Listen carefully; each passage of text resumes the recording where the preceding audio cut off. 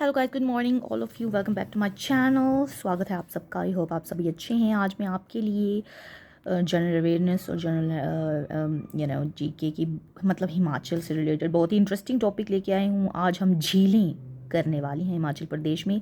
झीलों से रिलेटेड जितने भी क्वेश्चन हैं मैं आपको इस वीडियो में करवाने जा रही हूँ। बहुत ही इंपॉर्टेंट क्वेश्चन रहने वाले हैं किसी भी कम्पिटिटिव एग्ज़ाम में, क्लैरिकल एग्ज़ाम में, बीएड एग्ज़ाम में, जनरल नॉलेज के पोर्शन में आपको काम आ सकते हैं। तो ध्यान से देखिएगा, पूरा देखिएगा और समझिएगा और मतलब बस अपने अंदर बसा लीजिएगा क्योंकि बहुत ही इंपॉर्टेंट क्वेश्चन है। तो सबसे पहला क्वेश्चन जैसे कि आप देख सकते हैं स्क्रीन पर, हिमाचल प्रदेश में सबसे बड़ी प्राकृतिक झील कहाँ है? तो हिमाचल प्रदेश में सबसे बड़ी प्राकृतिक झील जो है वो रेणुका में है। As you can see, Renuka would be the right answer for this question. निम्नलिखित में से कौन सी झील मंडी जिले में नहीं है? तो इनमें से जो डल झील है हमारी वो मंडी जिले में नहीं पाई जाती है। ठीक है।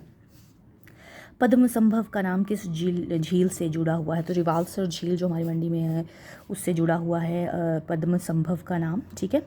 किस झील के किनारे हिंदुओं, सिखों और बौद्धों का तीर्थ स्थान है? तो ये भी रिवाल्सर ही। अगर आप गए हैं वहाँ पे तो आप देखेंगे कि वहाँ पे बहुत सारे बौद्ध धर्म के लोग होते हैं जो वहाँ पे आराधना करते हैं। आपको पता चल जाएगा वहाँ जाके। अगर आप गए हैं तो आपको पता होगा, अगर नहीं पता है तो जाके देखिए। It's a very good, very nice view over there, right.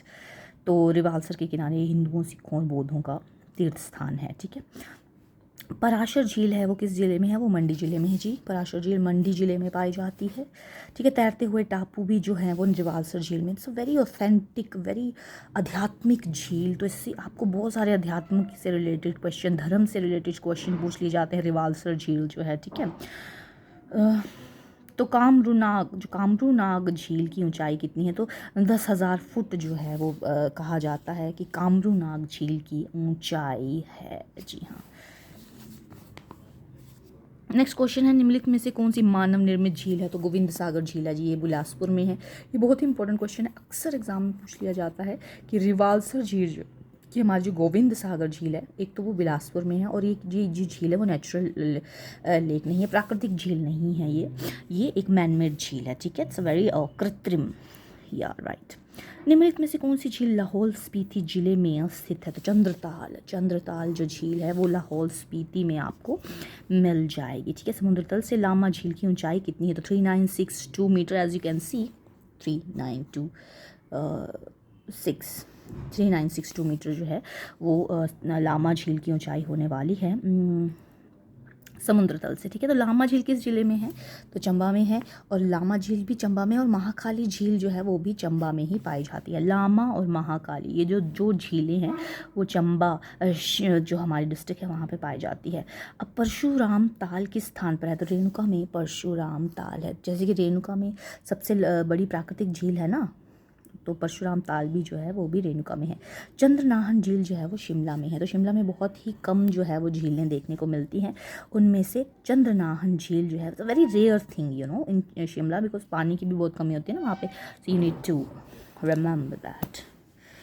Okay. Nako झील किस जिले में है? किन्नौर में है जी नाको झील। ये भी क्वेश्चन बहुत इंपॉर्टेंट है यार, कई बार पूछ लिया जाता है। सो आपने याद रखना है, नाको झील किन्नौर। ठीक है। किन्नौर में पाई जाती है। यहाँ पे सिरमौर क्यों लिख दिया है, किन्नौर आएगा इधर। ठीक है। तो निम्नलिखित में से कौन सी हिमाचल प्रदेश की मानव निर्मित झील है? वही क्वेश्चन आपको देखिए, मैंने कहा था ना कि ये बहुत इंपॉर्टेंट क्वेश्चन है। यहाँ पे भी पूछा गया था कि भाई मानव निर्मित झील कौन सी है। यहाँ पे भी एक बार फिर क्वेश्चन आ गया मानव निर्मित झील कौन सी है? तो गोविंद सागर झील, जो कि कहाँ है? बिलासपुर में। याद रखना है जी, ये बहुत ही इंपॉर्टेंट क्वेश्चन है, झीलों से रिलेटेड क्वेश्चन है। अगली बार हम कुछ और आपके लिए टॉपिक लेके आएंगे। आई होप आपको ये जो हमारा वीडियो रहा है वो इंटरेस्टिंग लगा होगा, आपको काम आया होगा, और बिल्कुल काम आएगा यार। ये बहुत इंपॉर्टेंट क्वेश्चन है, इसको करिए आप। ठीक है। Thank you so much.